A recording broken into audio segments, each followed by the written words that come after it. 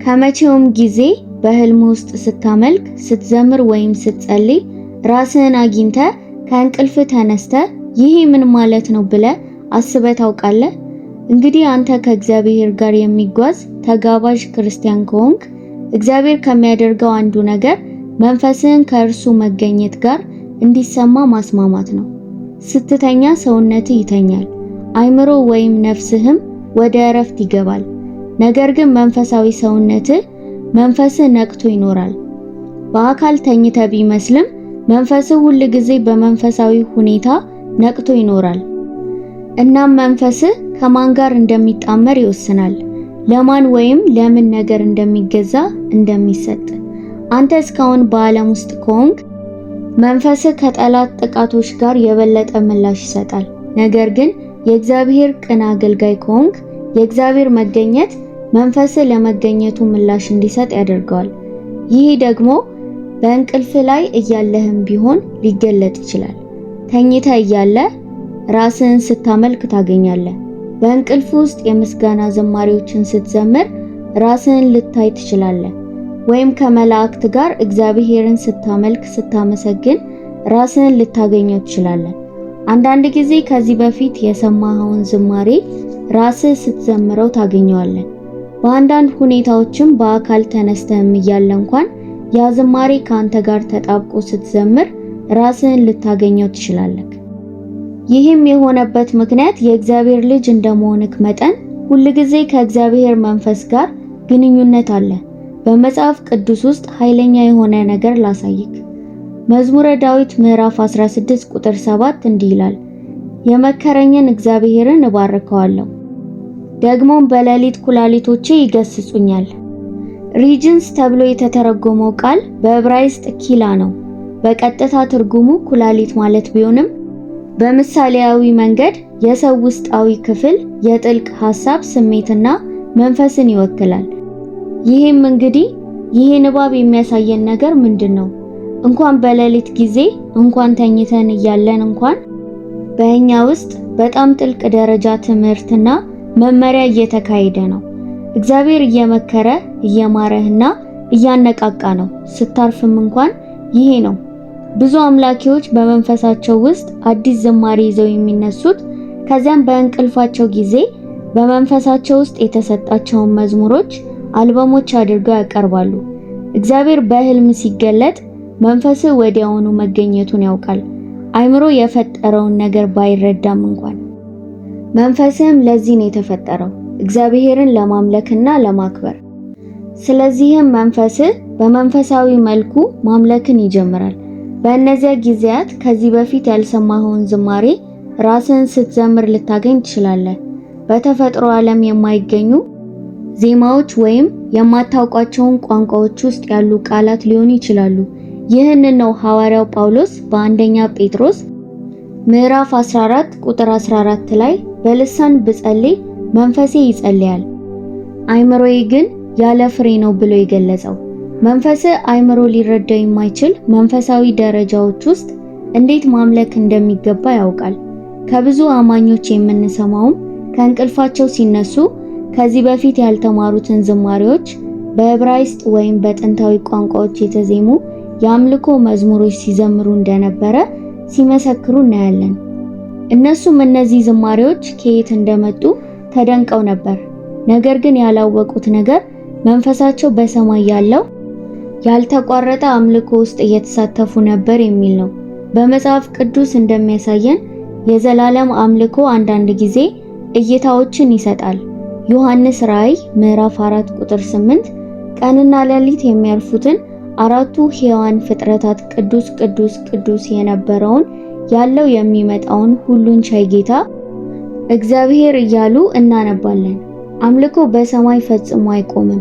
እግዚአብሔር መሰረቱን ሲመልስና መንፈስ በእንቅልፍ ውስጥ በዚያ አምልኮ ሲሳተፍ በትክክል ከእርሱ መሰረት ዙሪያ የሚገኙትን የመላእክት ቡድን እንደምታካትት ማለት ነው። በኤፌሶን መጽሐፍ ምዕራፍ 5 ቁጥር 19 ጳውሎስ እንዲህ ይላል፣ በመዝሙርና በዝማሬ በመንፈሳዊም ዝማሬ እርስ በርሳችሁ ተነጋገሩ፣ ዘምሩ፣ በልባችሁም ለእግዚአብሔር ዘምሩ የሚለውን ሐረግ ልብ በሉ። እዚህ ላይም የተጠቀሰውን መንፈሳዊ ዝማሬ ቃል በግሪክ ቋንቋ ፕኒውማቲክ ተብሎ ይጠራል። ማለትም የመንፈስ ወይም ለመንፈስ የተያዘ ነው። ይህ ማለት አንዳንድ ጊዜ መንፈስህ ለእግዚአብሔር ዝማሬዎችን ሊዘምር ይችላል። እንዲሁም ተፈጥሯዊ አእምሮክ ያለውን ሊረዳ አይችልም። እነዚህ ዝማሬዎች ከመንፈሴ የተነሱ ናቸው፣ ከአእምሮ ወይም ከስሜቶች የሚመጡ አይደሉም። በህልም ሲያመለክት መንፈስህ መንፈሳዊ ዝማሬዎችን ይዘምራል። እንኳን ሰውነትህ ሳይነቃ በጌታ ላይ ሚሎዲ ያደርጋል። ይህም ከፍተኛው የአምልኮ አካል አንዱ ነው። ምክንያቱም በመንፈስ የማይነሳ በስሜት ወይም በውጪ አየር የማይነሳ አምልኮ ነው። ከመንፈስ በቀጥታ ወደ እግዚአብሔር መንፈስ የሚፈስ ንጹህ ጥሬ አምልኮ ነው። ወደ መኝታ ስትሄድ ያንን የአምልኮ ድባብ ወደ እንቅልፍ ይዘህ ትሄዳለህ። መንፈሳዊ ሰውነት ቀድሞ የለመድከውን ነገር እየቀጠለ ነው። በህልም ስታመልክ ከሁለት ነገሮች አንዱ እየሆነ ነው። ወይም በሌሊት ለሚጎበኘ ለእግዚአብሔር ግልጽ መገኘት ወይም ለመንፈስ ምላሽ እየሰጠ ነው። ወይም ለመጨቆን ከሚሞክሩት አጋንንታዊ ኃይሎች ጋር በሚደረገው ጦርነት የተነሳ ነው። ሁለቱም ሁኔታዎች እውነተኛ ናቸው እና ሁለቱም ኃይለኛ ናቸው።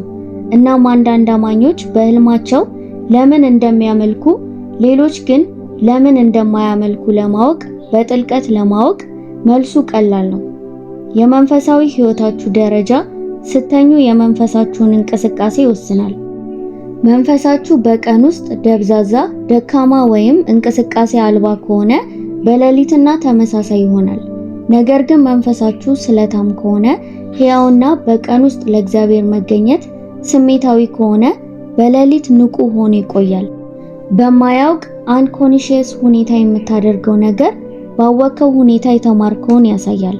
አምልኮ እንኳን ተኝተ እያለ ካንተ የሚፈስ ከሆነ ከእግዚአብሔር ጋር እጅግ ጥልቅ ግንኙነት አዳብረሃል ማለት ነው። አምልኮ ያንተ ነባሪ ሁኔታ ሆኗል። ይህም የመንፈሳዊ እድገት ደረጃ ነው።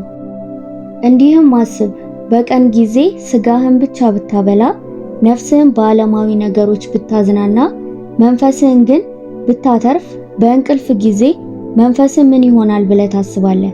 ዝም ብሎ ይቀመጣል? ንቁ አይሆንም። ንቁነት የለውም።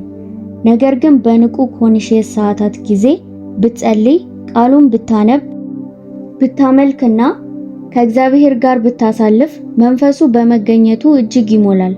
እንኳን ሰውነት ሲተኛ መንፈስ ከእግዚአብሔር ጋር ይቀጥላል። መንፈሳዊ ህይወት ሲተኛ አይቆምም። በእውነትም ከባድ የመንፈሳዊ ጦርነቶች አንዳንዶቹ በእንቅልፍ ጊዜ ይከናወናሉ። እንደውም በጣም ኃይለኛ ከሆኑ መንፈሳዊ ውጊያዎች መካከል አንዳንዶቹ የሚከሰቱት ተኝተ እያለ ነው። ህሊና ከመስመር ውጪ ሲሆን መንፈስ ካልተጠናከረ በስተቀር ተጋላጭ እንደሚሆን ያውቃል። ከእግዚአብሔር ጋር ወጥ የሆነ ህብረት ካልተደረገ በስተቀር። ለዚህም ነው አንዳንድ አማኞች ቅዠት፣ የአጋንንት ጥቃቶችና ጨቋኝ ህልሞችን የሚኖራቸው። ሌሎች ደግሞ የአምልኮ ህልም አላቸው።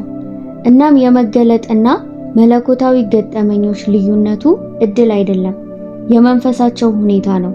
ጠንካራ መንፈስ የህልሙን ዓለም ይቆጣጠራል። ደካማ መንፈስ በህልሙ ዓለም ውስጥ ይገዛል።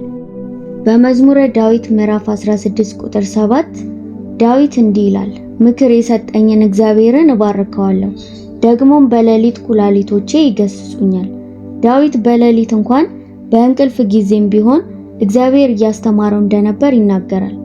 መንፈሱ ንቁ ነበር፣ ከጌታ ምክርና መመሪያ ይቀበላል። በህልም ስታመልክ የሚሆነው ይሄ ነው። መንፈስ መመሪያ እየተቀበለልህ ነው። መንፈስ በመንፈስ ቅዱስ እየተማረ ነው።